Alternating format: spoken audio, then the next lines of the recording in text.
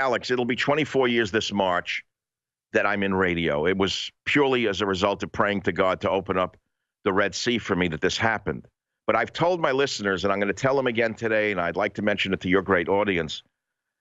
Okay, what's this with a God book, Savage? Would you suddenly find religion? It's not that I found religion. I've been looking for God ever since I've been a little boy. Whether it was the little boy story that I tell boy in the papers in the street, 4-year-old kid, Bronx, Longfellow Avenue, a Jewish newspapers blowing up the street. I thought it was a holy book. I didn't even understand the language, but I thought it was a holy book. I ran after these sheets of paper in the street, bundled them up in the wind. It's a true story. Brought home this whole bundle of paper. Mom, look what I found. Look what I found. I saved this. And she laughed and she patted me on the head. She said, it's okay, Michael. It's just a newspaper. So I've been looking for evidence, the evidence, and all I found are glimpses. And here's my most important point. It's my Einsteinian moment, Alex. I discovered it in writing this book. Why is God invisible to us? Why are we not idol worshipers? Why are we not worshiping period blood and chicken feathers, as so many of the immigrants seem to do in basements, you know, with chickens and vultures and God knows what? You drive around in San Francisco. There used to be in New York on the cars a little St. Christopher medal on the dashboard, right? I figured they're nice Catholic people. You drive around in San Francisco, they can't even see through the windshield. Dream catchers, pillows, voodoo dolls. This is the meltdown of the United States of America. Once we lost our connection to the roots of America, which was deeply rooted in monotheism, in one God, once we lost that, we started to lose America. And it all started with Allen Ginsberg, Timothy Leary, and William Kunstler, the three most evil people in the history of this country, who took this country from where it was to where it is. And we've only begun on this insane road, Alex. You know it and I know it. You live it every day. So what are we on the other side of reality supposed to do? Put up with it? Well, we do, but we got to resist the resistors because we are the true resistance. They're garbage. They're nothing.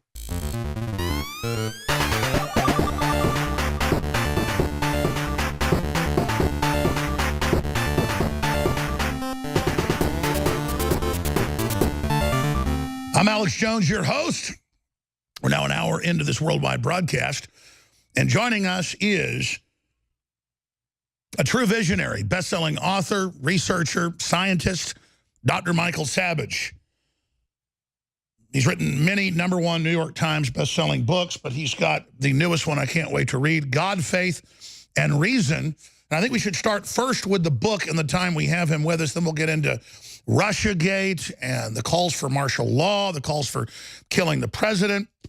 Sweden is pushing to change their flag to an Islamic flag, saying that we started the Crusades and we're bad, despite the fact that it's the opposite. He was the first person I ever heard, like 15 years ago, say that liberalism was a mental disorder. And I got that some were clearly mentally ill. But now, with Trump derangement syndrome, it's a mass psychology of mass mental illness, and it's getting worse. And the most radical ones are adding to the hysteria. It's like telling a schizophrenic, oh, it is true. There are men in the walls coming to eat you. That'll make them go jump off the cliff. So now the media has told them, yes, Nazis are everywhere. Yes, everything's horrible. Even though the economy's getting better and all these good things are happening, they are literally going insane and assaulting Dr. Savage, myself. Women wearing Make America Great Again hats are being beaten up on the street. Michael Savage, you told us what was coming. So tell us the next level. What's coming next? Look, I wrote God, Faith, and Reason, but it doesn't mean that I talk to God. I've been looking for him all my life, you know. What's coming next is just finish the narrative of where the insane go. When the insane take over the asylum, what do? They kill everyone in sight, then they start eating each other. They eat each other. They become cannibals. I predict cannibalism is on the horizon, which will be sold as a wholesome alternative to veganism. In other words, you go all the way down the line of no living creatures, but now eat people, because that's the natural way. After all, that's the way it was done in the South Pacific until the missionaries came along and told the savages it's not okay to eat your daughter's nose, which they did. I spent many years in the South Pacific. The last piece of human flesh that was known to have been eaten in the Fiji Islands was in 1939 in front of a missionary. When they took a young girl out, you talk about molestation, they took one of the young girls from the servant class, actually the slave class in their village, and they cut her nose off and threw it on the fire to roast it for the missionary, and he respectfully declined. Yes, that's right. Missionaries saved them from cannibalism. Never given credit for that, because the psychotics must go through hell in order to be saved, and that's where they're going. But they're not taking me with them. I'll tell you right now, Alex. They're not taking you with them. They're not taking your audience with them. All I can say is, if they want to go there, good luck to them. But don't try to take us, because we ain't going with you. And what you're saying is dead on, because I remember listening about 2 years ago, you said they're going to eat their own. The next level of psychotic behavior is cannibalism, inmates literally killing the wardens and then finally killing themselves. And they're already politically doing it with Donna Brazile coming out and Wolf Blitzer and even Rachel Maddow's brother over there, Hayes or whatever his name is. They're all turning against the Clintons right now. What do you make of this? It's a game. It's a shell game. They know she's unelectable, so they figure get rid of her and get someone even more psychotic than she is, someone more power mad than she is, someone more to the left, if you want to put it in common parlance, than she is.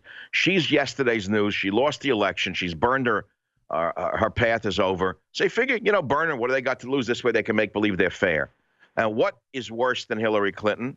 Hillary Clinton is power mad, but in a strange way, she's a centrist power mad person, leavened by her husband, by the way, who's far less crazy than she is. I don't think you've heard anyone say that. Bill Clinton would be less of a danger to the country than Hillary is. But they're yesterday's news. They're old. They're not progressive enough, Alex. You got to get someone who's half lizard, half human, and wholly insane in order to run for office and have Machel Radkow, support her. Wolf Blitzer, I don't know what did it to him. Nice Jewish boy from Israel, comes to America, makes a fortune, and then hates the country. What did it?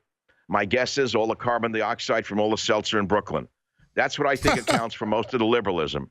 I mean, they say carbon dioxide is a threat. They're obsessed with carbon dioxide without even knowing that without carbon dioxide, there wouldn't be any plant life. Without plant life, we'd all be dead.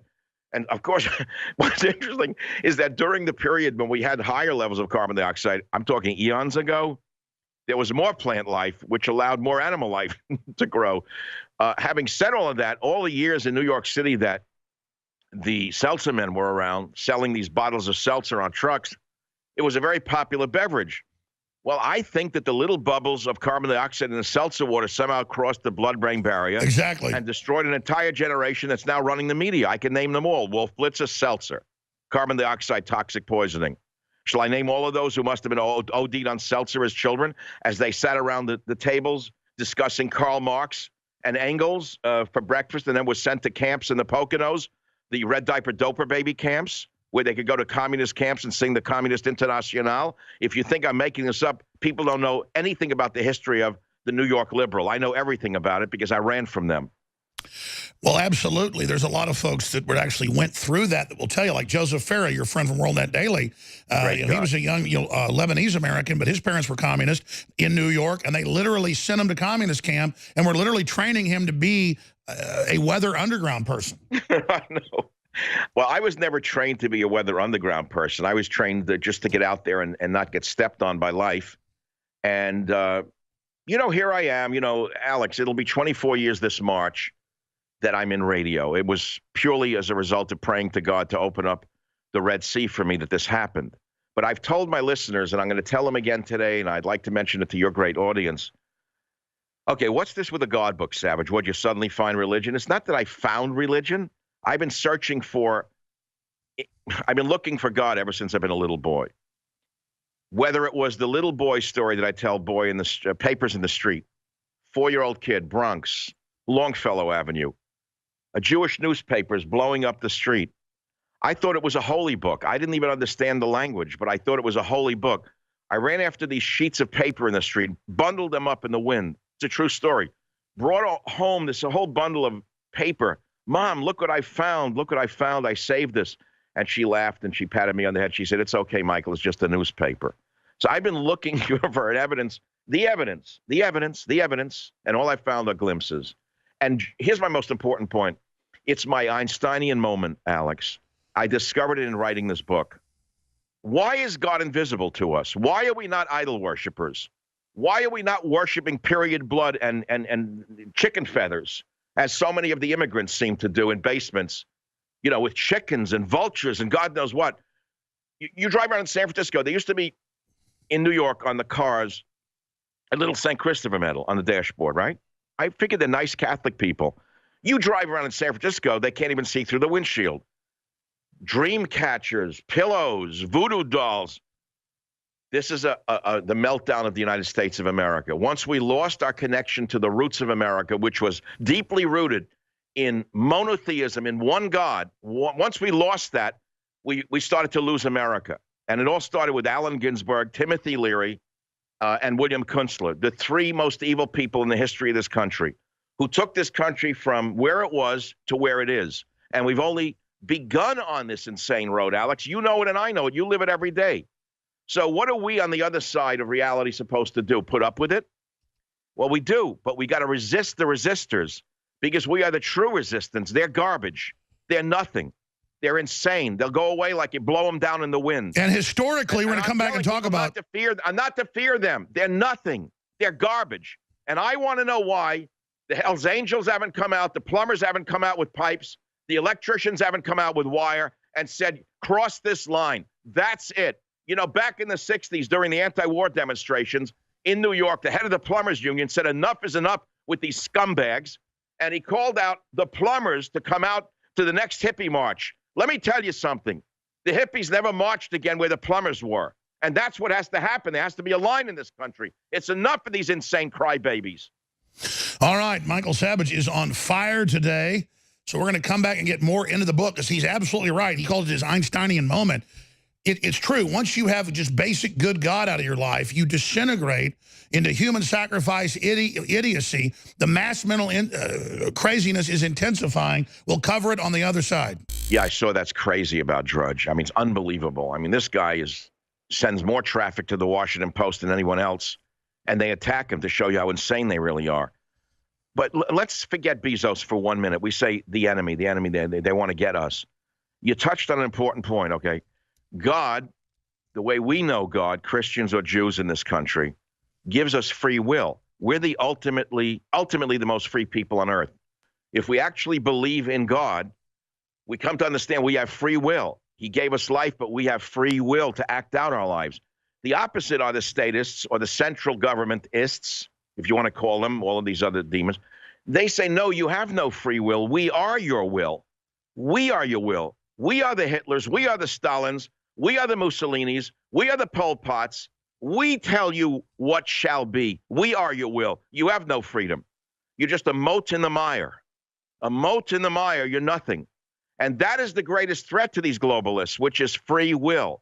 Individualism, if you want to call it that. All right, I'm not going to be talking much because Savage rarely gets wound up here on the air. And a lot of times when he does, he gets so angry he's got to go off the air. So I'm going to try to just let him flow because he's in rare form today, and I love it, as long as he'll stay with us this hour, or much of this hour. He's got the new book out that I can't wait to read, God, Faith, and Reason, Michael Savage. The fact that Michael Savage was looking for God, like Carl Jung, was seeing in archetypes, meant that he had God's stamp on him. People that are looking to destroy God and overturn goodness and overturn decency and who say there isn't a God, and who are saying that basically they're God, or they're going to destroy God, or they're going to worship human sacrifice, or they're going to worship ugliness, they're of their father, the devil. I don't care what religion or culture you come from. When you look at globalism, the leftists, the Soviets, the Nazis, all these authoritarian systems, they had a bloodlust to run everybody else's lives, to control language, and basically had a mass psychology and a will to kill.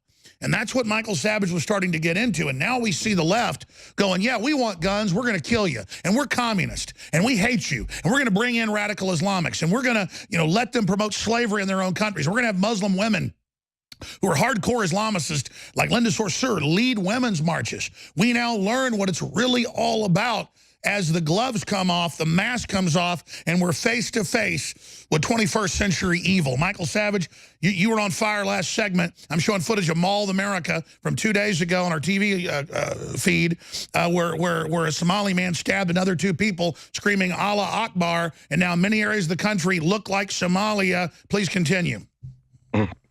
Well, on my website, I put up Somali Muslim stabs. They didn't report that.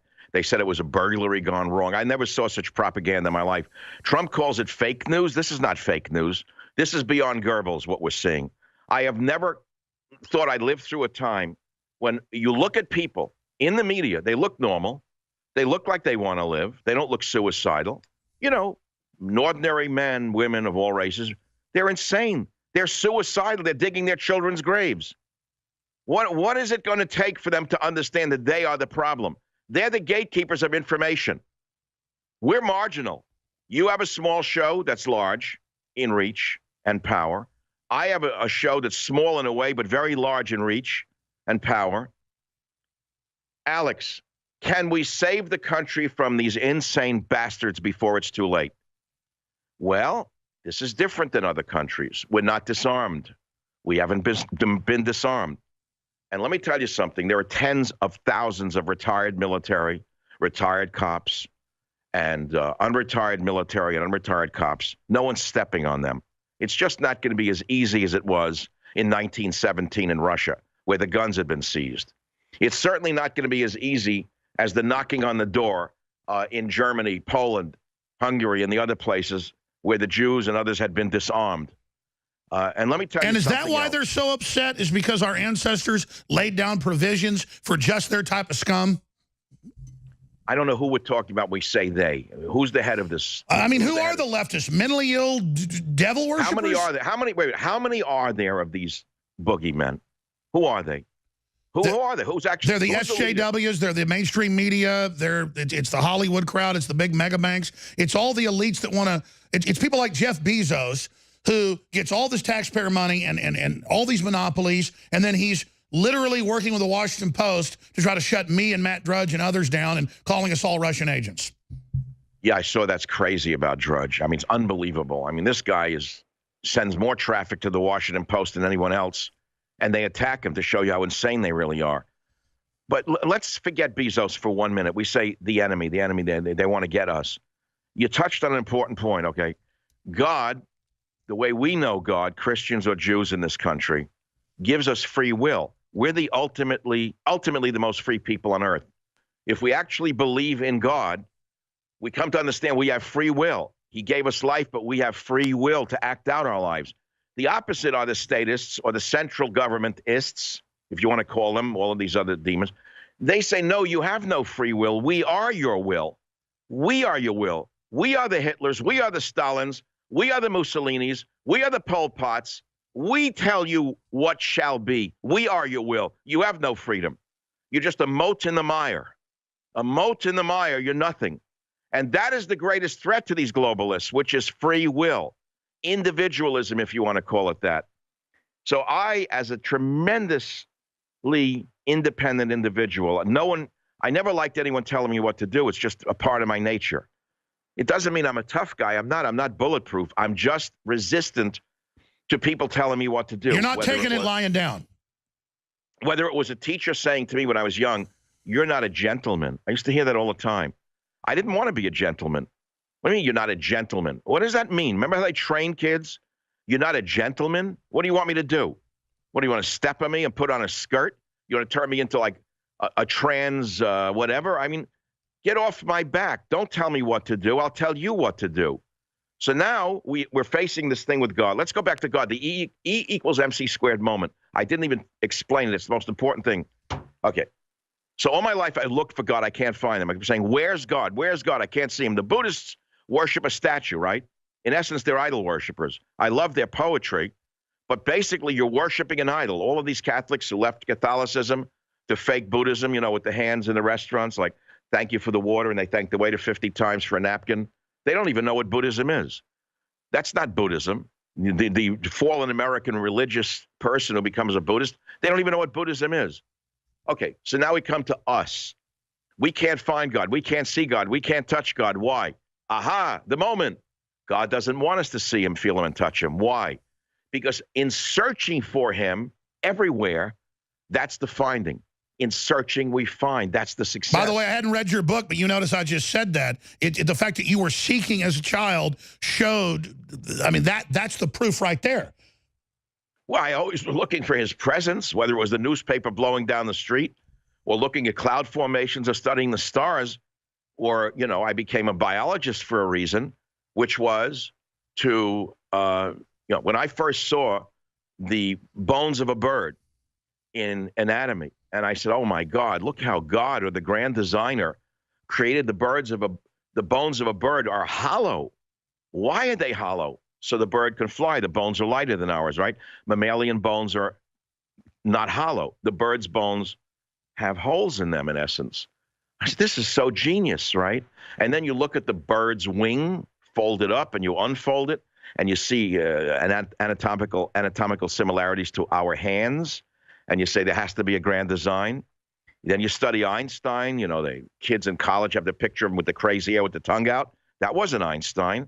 Einstein is the man who went to the perimeters of the universe and came back and said, the more I study the outreaches of the universe, the more the more I understand there has to be a God. That's what Einstein actually said in his later years. He wasn't this great atheistic hippie. And that's the left's triumph, is they take icons and turn them towards their service. Let's come back and talk about your Einstein moment straight ahead with Michael Savage, the new book, God, Faith, and Reason. This is something you want to read and share with people. I'm Alex Jones, Infowars.com. Michael's got a dog in his lap. We're going to come back. Well, that's my mascot. And by the way, he's real because I feel he's real, just like your trans people. Is he real? We're very proud of the fact here at InfoWars that we're a teleprompter-free operation. We don't get our talking points from the private Federal Reserve or from Nazi collaborators like George Soros. We get our talking points from common sense and research from we the people. That means our guests, our researchers, you the listeners, the callers. But that said, today I've got a script I'm going to follow for the first time ever. It's you the listeners, the viewers, that wrote my talking points. I came in here an hour ago, and I literally just went to InfoWarsStore.com and printed the 5-star reviews, the first few pages. These are in the order of how they've been posted by you, the listeners. And it's 5-star after 5-star after 5-star. It's amazing, from third-party sites. So this is what you, the listeners and viewers, have to say about the products at InfoWarsLife.com. Let's go over them right now. This is verified buyer Mark, 5-star review for Anthroplex. It's for men and women. I take it as directed, as is one uses it too much, it will cause reflections of adolescent years in skin and muscle, and hair growth will, of course, increase sex drive as a given. Easy does it. Yeah, it's hardcore. It's very, very serious. Not a game. Thank you, Mark. Here's another one from Patrick. Energy all day. I use this along with Super Male, and it makes me have drive and energy all day on my 12 to 14-hour day. Another review. I love this one. Keeps my husband going and going and going. This must be the stuff the Energizer Bunny is on. I guess that's some fine lady using her husband Adam's account. Here's another one, ladies and gentlemen. 5-star review for Winter Sun, Vitamin D3. This product is amazing and will keep you from the winter blues. I don't get sick. Last winter while I was taking this for the first time in my life. Amazing product. Again, tastes good as well, they say. Here's one from Brian. I love this product and I live in Wisconsin. Thank you all. It's time that we turn the clocks back and lose the sunshine. I love this product and I am a night owl. Every night owl should have this product.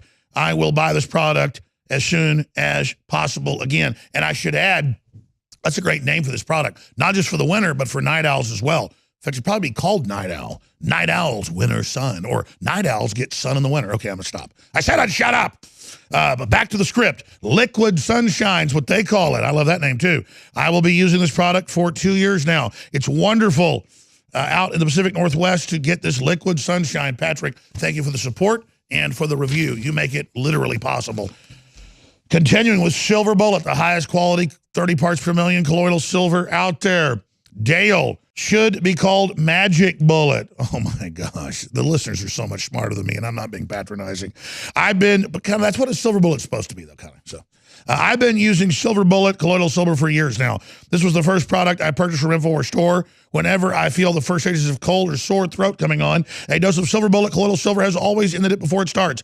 I've been giving it away for family and Christmas and birthdays since 2015, and it's worked for everyone. it has become an expected gift for our family. And that's why we get you the best products, because we want the repeat customers. It's all a win-win. That's an awesome review. Thank you, Dale, for your support and for what you've done for your family as well. We only got 20 seconds left, folks. I can't get to all the other Silver Bullet reviews, the Caveman reviews. They're all 5-star. They talk about the meal replacement, how great it is, how it blows them away post-workout, pre-workout, taste, okay, they say, but it's the results that really matter. Best post-workout ever is what Andrew says. Find it all, folks, at InfoWarsStore.com or InfoWarsLife.com. You can't lose, because you're funding the second American Revolution, and I salute you all.